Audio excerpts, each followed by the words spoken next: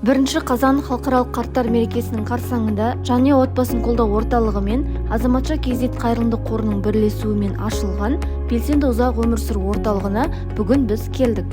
Аталған орталықта зейнеткерлер мен қарт кісілер өздерінің бос уақыттарын өткізу үшін арнайы компьютерлік курстар, фитнес жаттығулары, сонымен қатар шахмат, дойбы және де тоғызқұмалақ ойындарына қатыса алады.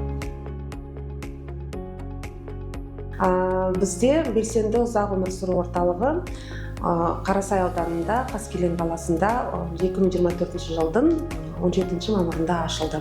Енді негізгі мақсат ол орталықтың жалпы осы біздің зейнетке шыққан азамат пен азаматшаларға былайша айтқанда қызықты бір кружоктарды ашып, оларға демалыс уақыттарын бөлуге орталықты ұйымдастыру.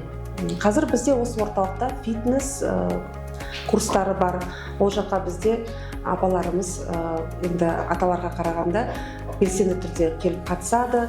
Жалпы тренеріміз өте керемет, жақсы Медина ханым деген тренеріміз бар. Керемет жаттығулар жасап, разминка жасап, фитнеспенен біздің апаларымыз аса бір қызығушылық танытып, белсенді қатысып жүр.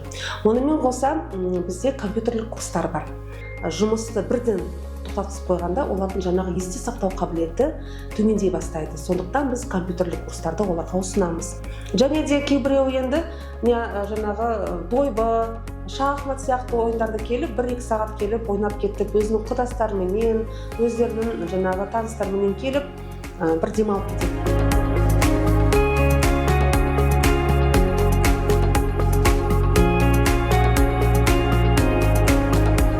Мы очень рады, мы благодарны нашей тренеру Мадине, что она организовала и так хорошо тренирует. Дай Бог каждому такого тренера. Бәрімізді осы сауықтандыру орталығына шақырамын. Бізге арналған үкіметтің бөліп отырған осындай орталықтар көбейе берсін. Себебі зейнет жасындағы адамдарға осындай орталықтар өте керек. Ал бұл жерде барлығы тегін. Мәдина Маратқызы өзі бастап, өзі осының бәрін жаңа ұйымдастырып, бәрімізді шақырып, солай жасап жатыр. Ол мың да бір рахмет.